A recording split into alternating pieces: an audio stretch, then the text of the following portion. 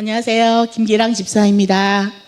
네, 저의 간증 제목은 절망의 터널에서 한 줄기 빛을이라는 제목입니다. 저와 교회와의 첫 만남은 6, 7살 시절 경북 의성에서 할머니 2살 터울의 남동생과 함께 지냈던 유년 시절로 거슬러 올라갑니다. 초, 중, 고등학교는 울산에서 다녔고 어머님의 영향으로 절에서 지내는 시간이 점점 많아졌습니다. 그리고 여상을 졸업 후 20살이 된 94년 4월 1일 만우절 날에 믿기 어려운 일이 일어났습니다.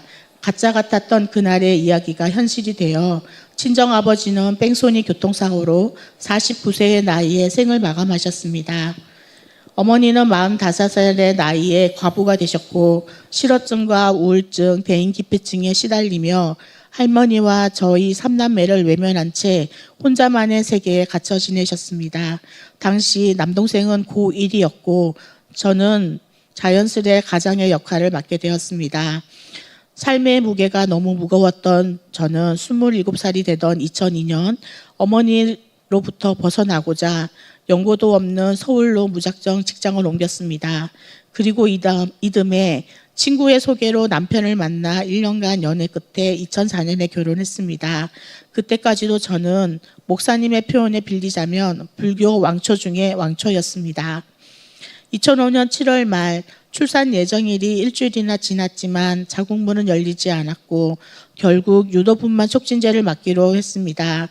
혹시나 있을 수 있는 위험에 대비해 병원에 각서를 쓰고 출산을 했는데 남편은 회사 업무로 지방을 출장을 가야 돼서 제 곁에는 울산에서 올라오신 친정어머니와 시어머니 두 분만 계셨습니다. 그러나 실질적으로 두 분은 보호자로서의 어떤 조치도 할 수 없는 상황이었습니다.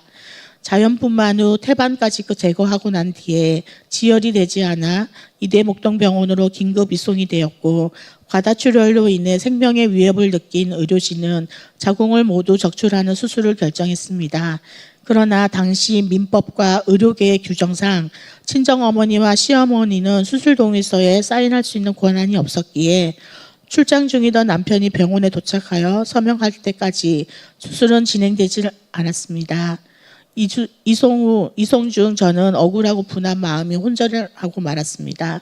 두 어머니께 수술 동의할 수 있는 권한이 있었다면 자궁은 지킬 수 있었을 때 하는 안타까움이 올라왔지만 수술이 잘 끝났고 아이도 무사히 태어났기에 감사할 따름이었습니다. 살아있음에 감사했고 오직 아이를 빨리 만나고 싶다는 마음뿐이었습니다. 중환자실에서 일반 병실로 옮긴 후 8월 3일 수요일 저녁 예배, 교주신들의 예배에 대한 안내방송이 흘러나왔고 그 끝에 성경 구절이 낭독되었습니다. 그 말씀이 제게 주어진 것 같아 간병인에게 퇴원하면 교회에 꼭 나가고 싶다고 말하며 개종의 의사를 밝혔습니다. 그때 들은 말씀은 출애굽기 23장 25절 26절 말씀입니다. 너희 하나님 여호와를 섬기라. 그리하면 여호와가 너희의 양식과 물에 복을 내리고 너희 중에 병을 제하리니 내 나라에 낙태하는 자가 없고 임신하지 못하는 자가 없을 것이라. 내가 너의 날수를 채우리라. 하지만 제 머릿속에는 내 하나님 여호와를 섬기라. 그리하면 내가 너의 날수를 채우리라. 라는 구절만 계속 맴돌았습니다. 회복이 필요한 시점이었지만 출산 후 자궁 적출까지 받았기에 몸과 마음은 모두 허약했습니다. 그 탓인지 어느 순간 귀신이 들린 듯한 빙의 체험을 하게 되었고 왼쪽 눈에는 검은 먹물을 떨어뜨린 것처럼 시야가 가려졌습니다. 그때 문득 성경 구절을 한 번만 더 들으면 귀신이 떠나갈 것 같다는 생각이 들어 목사님을 찾아 나섰습니다. 약속까지 잡았지만 연락처를 받지 않은 탓에 약속 장소에 오지 않은 목사님을 향해 실망과 억울함이 커졌고 결국 병원 안에서 목사님을 향한 원망을 퍼뜨리고 말았습니다. 그러던 중 주일 아침에 병원 로비에서 휴가에서 돌아온 전도사님을 우연히 만나게 되었고 이번에는 서로의 연락처를 주고받았습니다. 전도사님은 병실로 찾아와 말씀을 전해주시겠다고 했고 저는 다시 한번 믿어보고 싶었습니다. 전도사님이 아는 찬송가가 있냐고 물으셨지만 제가 떠오른 거는 6살 때 배운 내게 강 같은 평화뿐이었습니다. 그런데 기적이 일어났습니다.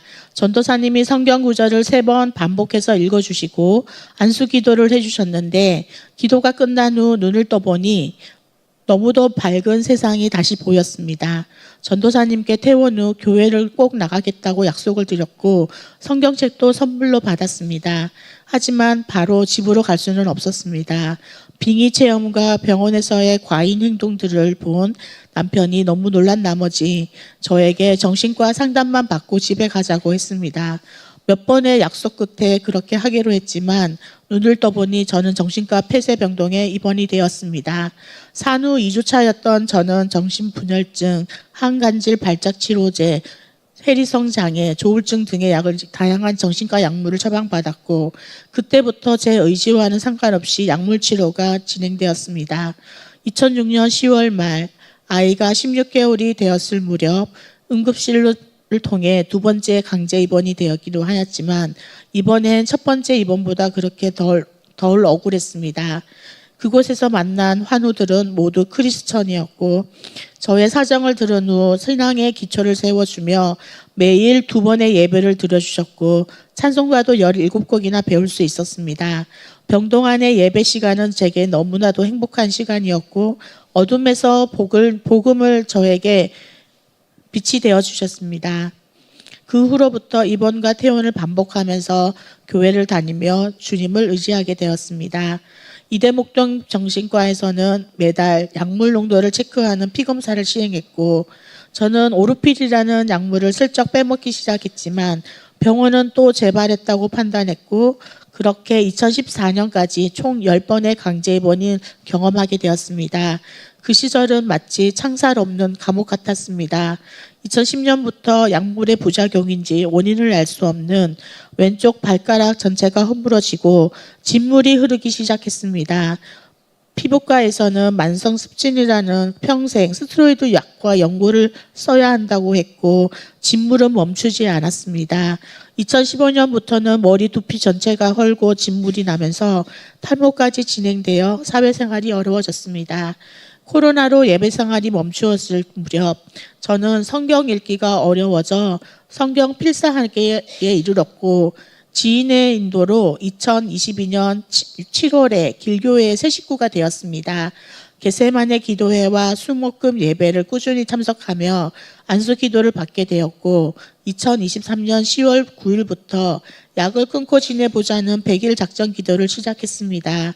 첫날은 단순히 약을 끊기 위한 기도였지만 둘째 날부터는 저랑 똑같이 아픔을 겪었던 신랑의 아픔이 느껴져 그 내면의 고통을 간절히 부르짖는 기도를 하게 되었습니다.